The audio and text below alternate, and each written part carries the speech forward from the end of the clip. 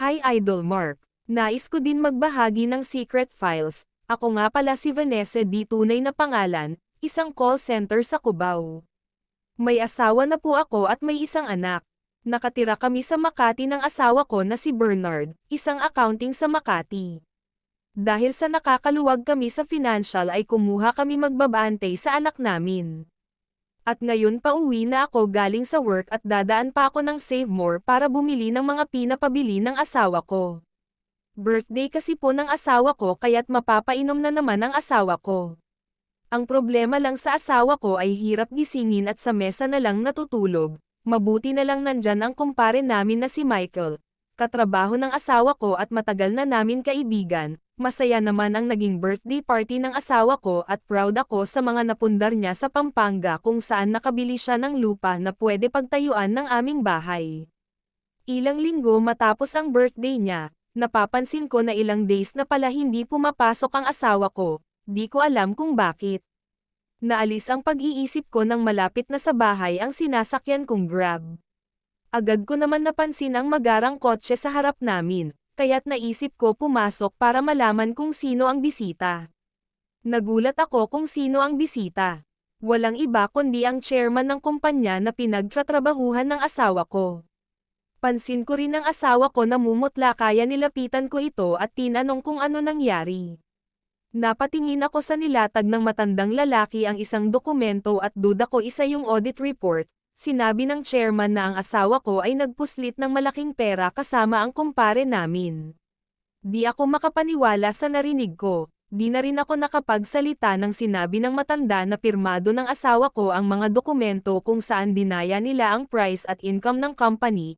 10 million ang nawawala sa kumpanya ayon sa report. Kaya't sinigawan ko ang asawa ko kung bakit niya nagawa yun at saan niya ginamit kung bakit di niya pwede ibalik. Humagulgol ng iyak ang asawa ko at sinabi na sinugal daw nila ni Michael.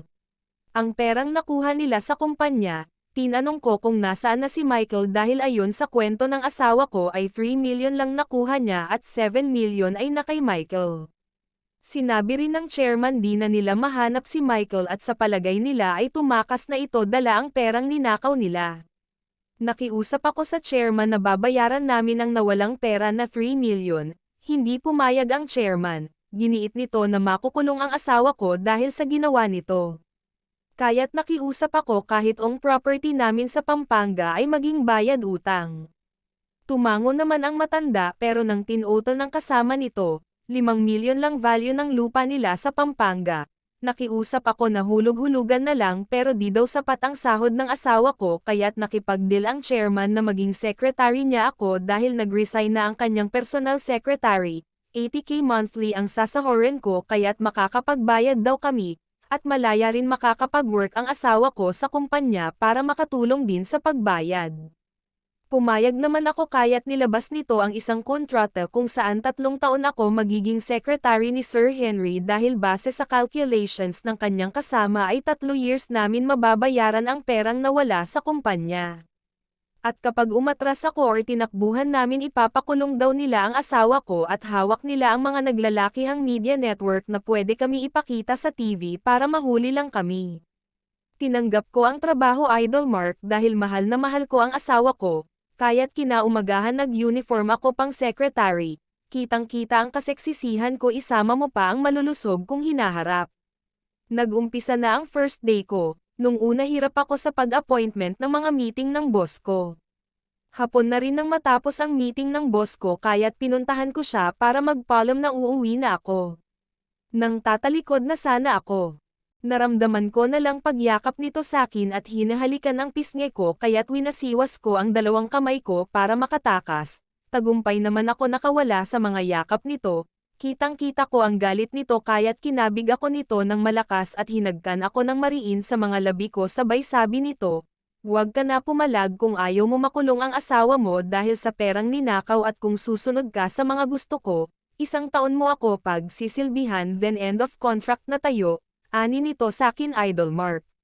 Dahil sa takot ko na makulong asawa ko ay pinagbigyan ko siya, lalo niya ang ako hinagkan ng paulit-ulit halos mapunit ang mga labi ko, Hinihimas din niya ang hinaharap ko hanggang pinasakmal niya sakin ang nota niya na kahit 65 taong gulang si Sir Henry ay matikas pa rin ang pagkalalaki nito. Agad naman niya ako pinadapa sa desk sabay pasok ng pagkalalaki. Napaungol ako dahil ramdam ko ang katigasan ng pagkalalaki ng boss ko at may kalikihan kumpara sa asawa ko na iisang lang ang posisyon namin ng asawa ko. Pero itong boss ko masyado maraming karanasan. Kahit ayaw ko magwet, ay napawet ako dahil sa labas-pasok ginawa ng boss ko, binabayo niya ako ng mabilis habang nakatalikod ako, hindi pa siya nakontento, pinatuwad niya ako sa isang sulok at walang awang inaangkin ang pagkababae ko, naramdaman ko na lang na pabilis ng pabilis ang bawat bayo ng boss ko kaya't bago siya labasan, pinasubaw niya sa akin at sa loob niya pinasabog ang buko juice. Ang akala ko tapos na, ay sinabihan niya ako na tawagan ko ang asawa ko na bukas na ako makakauwi dahil may urgent meeting. Pero ang totoo kasama ako ng boss ko mag-check-in sa isang luxury hotel kung saan gusto niya ako masolo ng gabi at maangkin ng magdamag. Kaya't no choice ako kundi sundin ang kagustuhan ng boss ko. Hanggang dito Sir Idol dahil abala po ako sa anak ko na bunso. Sana mapili ang aking kwento. More subscribers sa inyo YouTube channel at makakaasa po kayo na nakapag-subscribe ako sa inyo.